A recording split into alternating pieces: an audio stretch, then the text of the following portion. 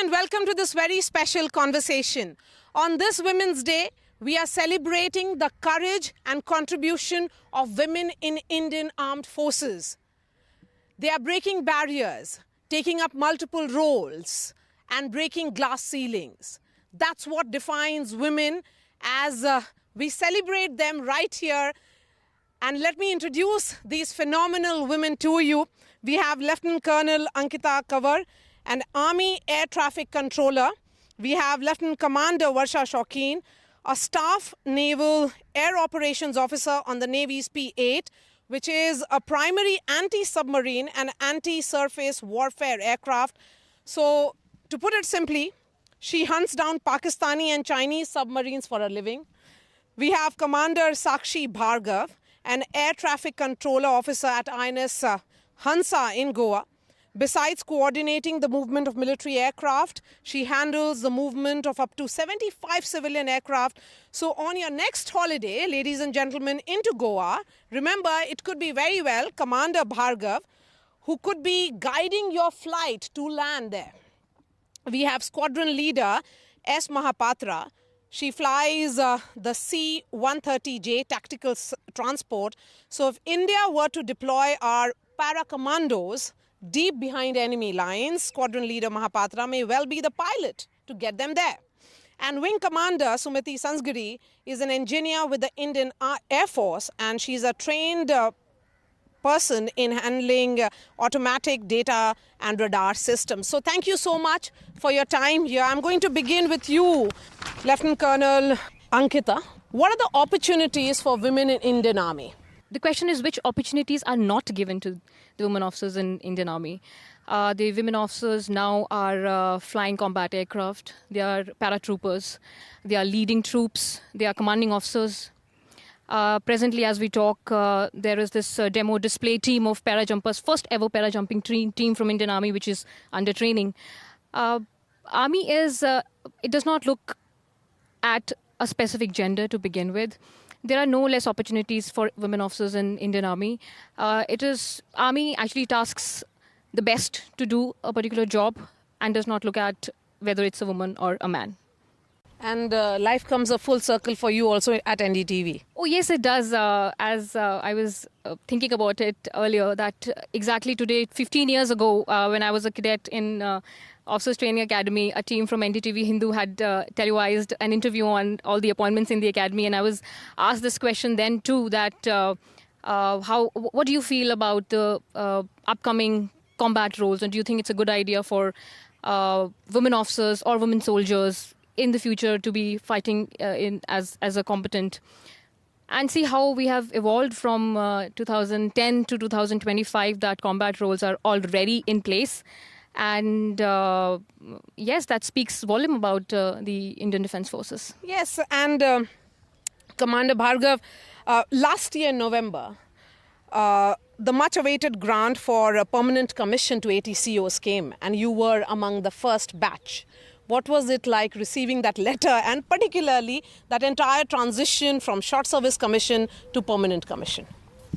Definitely. So I have a short story to begin with. So I'm a second-generation defense officer. So my father, he served the Indian Army from 1983 to 2015, and that's a long time. So having grown up in a military environment, I had an ample amount of opportunities, the kind of lifestyle we had, and I was always amazed by it. So following my father's footsteps, yet carving my own path, I joined the Indian Navy as a short service commissioned officer. So when I joined, I knew that my tenure is going to be of a tenure of 10 years or probably extending up to 14. So, but I always wanted to do a little bit more. So when this grant of permanent commission came in last year, so the feeling that, I could wear this uniform for a little longer, or I can say many years longer, and, do my bit a little more. It was a very, very happy feeling. And it's a very, very welcome change for the women in ATC, because ATC is one profession where you'll find a lot of women officers. And this PC, not only for women, but for everyone, all the officers in the ATC, is a very, very welcome change. Okay, Lieutenant Commander Shaukeen, in terms of opportunities, you heard from ma'am here, And she has spoken extensively about the Indian Army. What about the Indian Navy? Ma'am, women in the Indian Navy have immense opportunities, be it officers and sailors. We fly over land, we fly over sea, and we have technical sailors who are posted on board warships, air bases. And if you are adventurous, so then there is one more option. You can go for adventurous sailing. This I'm talking about for ocean sailing. And as we are talking, Lieutenant Commander Dilna and Lieutenant Commander Rupa from the Indian Navy, they are just 300 nautical miles of Port Stanley of Argentina. And they are part of Navy Sagar Parikrama 2. And making the Indian Navy and women proud, because they'll be circumnavigating the world, and it is not a small feat, it is a huge feat, and it requires a certain physical standard and most importantly mental endurance. Squadron leader, coming to you. We have spoken about the two forces. Let's look at the Air Force now. How does the Indian Air Force deploy women across the spectrum, be it the fighter pilots to engineers? So Indian Air Force has been always forefront in deploying women's in various fields. We have a combat field in which women are employed, like Avni Chaturvedi, for example. She was the first fighter pilot who was employed. Then we have Group Captain Shalija Dhami, who actually commanded a combat unit. First women. So be it flying, be it technical, be it administration, we have every field women are available. So there is no field in Air Force in which women are not there. Even if we talk about newly trend like cyber warfare or AI, in that also women are already in the stations, already working towards that. So yes, Indian Air Force is way ahead in deploying women, and in fact very forefront. Okay, Wing Commander Sumanti, for young girls, is Indian Air Force the best choice? Yeah, definitely yes. It is a great choice for young women because Indian Air Force gives opportunities for, first of all, serving the nation. And it gives a very good cultural exposure because of frequent transfers and posting to different parts of the country. And a lot of challenging opportunities to young women. Because as Squadron Saberi rightly mentioned, that Air Force has been inducting women officers in all fields, and the broad spectrum is spread over all branches. So young women who aspire to serve the nation and have that adventurous streak in them, definitely they can look at Air Force as it's their career option. And do the best they can. But we have seen invariably women do the best in whichever field they are in. Yeah, definitely. But then when you are in uniform, the pride which you get and the dignity of work which is there in uniform is beyond words. I'm actually quite emotional, getting emotional while I'm talking to you, because when we wear the uniform, the patriotism and the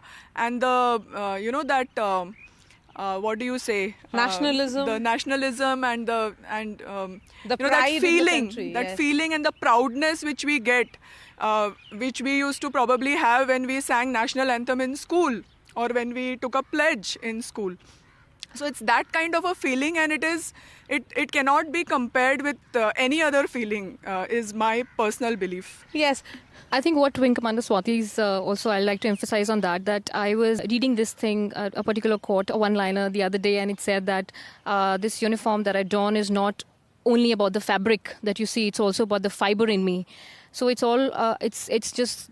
It should be self-understood, for that matter, by all the young girls out there, that if you want to look at a life which is full of strength and grit and determination, and also full of courage and ready to give in all yourself in towards a particular service, and that too to the armed forces and to nation finally, and also a little bit of madness and adventure, You're emphasizing on adventure, and I cannot agree more on that. Yes, it is. It is like in the civil parlance, we say what is the perfect package for a life. It is that you should have those emotions towards your country. That's beyond doubt. Full of adventure, as you said, and I'll say it again. Full of adventure, a little bit of madness. Let's take that thought a little ahead. Yes. Women's empowerment in Indian Army or Indian Armed Forces, many would say, is not just a slogan. It's almost like a way of life. I'm seeing 5 extremely empowered women here.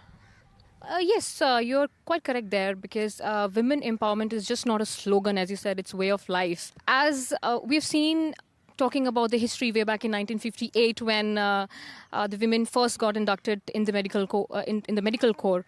Then slowly and steadily we graduated to 1992, and then we graduated to 2000, finally to 2020 when women were given permanent commission. So it's ever evolving, and women empowerment does not mean try to gather equal opportunities when it comes to men or women.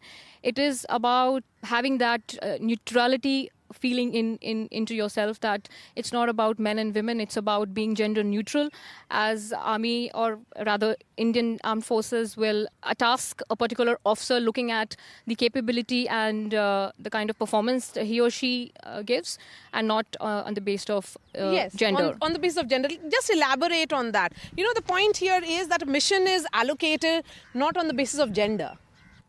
Definitely not. It is allocated based on your qualifications, I would say. It is never based whether you are a woman or a man. It is whether you are qualified to do the job, whether you are able to complete the job. That is the only criteria. And I believe all the defense forces. In Air Force parlance, for myself, if I say, in C-130s, it is a special operations squadron. So it is never being chosen in terms of I am a woman or a man. I am being chosen as per my qualification, as per my specialization for that particular mission. It is never based on gender, I would say. So, Commander Bhargav, you know, as naval aviators, you are the first responders in terms of whenever there is a crisis situation. Can you share any experience in dealing with a situation where you felt that your call was just the right, everything went off well? Well, absolutely. So, as I mentioned before, I'm an air traffic controller. So, over a span of 12 years that I've served in the Indian Navy as an ATCO, there have been many, many instances wherein, you know, I've seen or handled aircraft emergencies ranging from, you know, a fighter coming in with bare minimum fuel, requiring the shortest route to land so that it is recovered safely. We have seen civil airliners getting hit by the birds on finals and coming in for a emergency landing. We've seen multi-engine aircraft coming in with, say, one engine inoperative. So those are the times, you know, when your skill as an air traffic controller, your skill of real-time decision-making, quick reactions and everything come into place. And that is the time, you know, when we are required to, say, change our plan from plan A to plan B, because you have to, like, just clear off the path for the aircraft to come in and land safely. Yes, real-time response. Yes. So there have been many, many instances. We have no time to say, I'll figure it out and come back to you later. It's just then Presence and there. of mind is what is the key. Yes. So you know, Wing Commander Sumanti, on this aspect, we may call it presence of mind or alertness, whatever, but the nature of challenges and the training, how is the training prepared you for this? See, there is, first of all, no difference whatsoever in the training for the male officers and the women officers. And the training in armed forces is of the kind where in any kind of situation, in any kind of state you are in, whether you're sleeping or whether you're eating or in you're not well, probably, you know, in that state, unless you're totally bedridden. But otherwise, we are trained to just, you know, be on your feet, and mind is always alert. So that is the key, and the training makes us so strong because the training is rigorous, and it's also very adventurous also in a way, you can say, and it prepares us. Like when I think about myself, I have put in 21 years of service, and when I think about myself way back when I was maybe in college, so I was not so say confident, I would say, or not confident exactly, but then what I am today, I would have never imagined probably if just another person, along with me those days, and what I am today is like it's transformational. It's transformation of a different level. And you don't recognize yourself. I do recognize myself because I have undergone the entire journey in my own way. And I'm proud today that I stand here with so many years of good service to the nation, and I'm proud. I'm proud of myself, and I've made my parents, my family proud. So Okay. It's a great feeling. That's right. Lieutenant Commander Shaukin, what inspired you to join the Navy? That's a very interesting question, ma'am.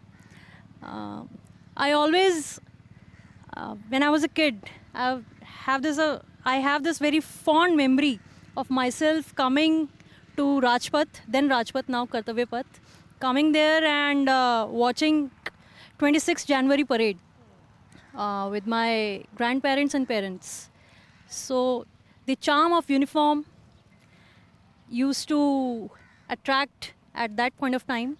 And when I was growing up, I realized that career in Indian Armed Forces will give immense opportunities in terms of your career growth. And that's why I chose Navy, because it's an ocean of opportunities. Oh, ocean of opportunities. Squadron leader, with permanent commission now the norm, is that day very far then when a woman will be the chief of air staff? Definitely. If we have Supreme Commander as a woman, I think, yes, definitely in future we'll have our Air Chief Marshal as women. It is not so far.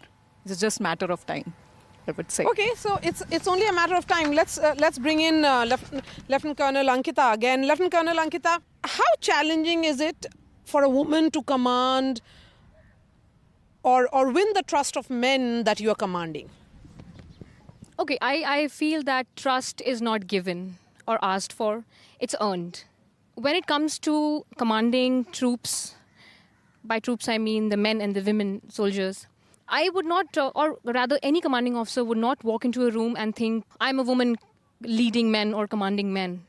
She would definitely feel, and I feel it in my bones, she will definitely feel this, that I'm an officer leading the troops.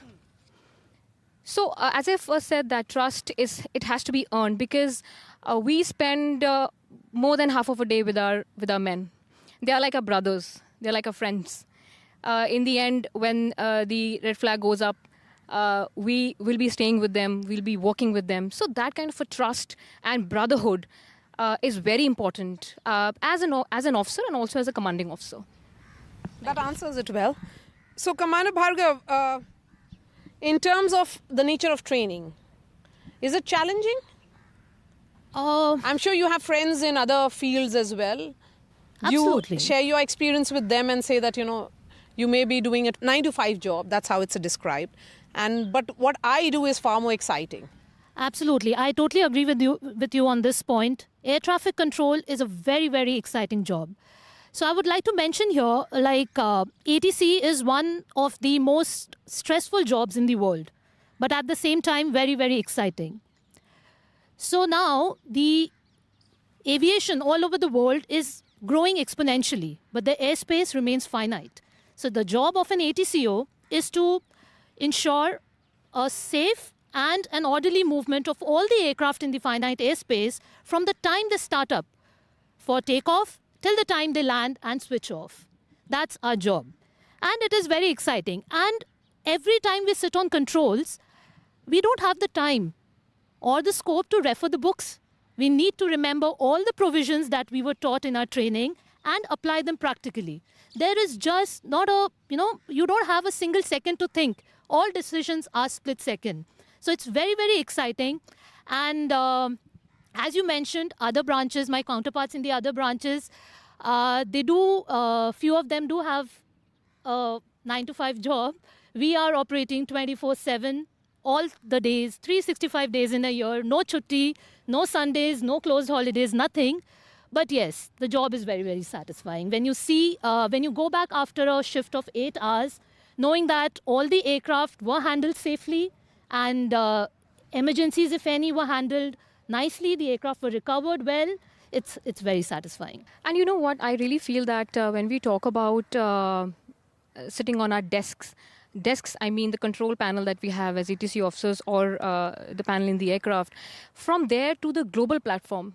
Let me tell you, women are just everywhere. And it's a very heartening thing to see. Global platform, I mean, women officers are getting selected from the tri-services to represent in the United Missions, and they are speaking on global platform, meeting the international officers and diplomats and learning a lot out of it and representing their individual service and finally their nation. So it's a heartening thing to see.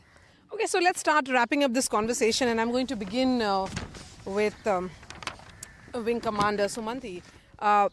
What is it, that one moment that made you feel that as a woman you have more advantage in terms of your reflexes? You know, women have empathy, women have persistence, women are consistent, women have courage, women have everything going right for them.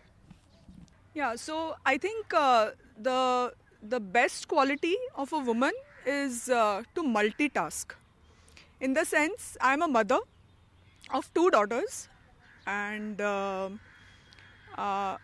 I am at work, I am thinking about them in the sense of their what they have to eat, or what is the exam, or what they have to study after I go back, what is the class, and there is absolutely no compromise as such, you can say, as far as my work is concerned. I am 100% at my work.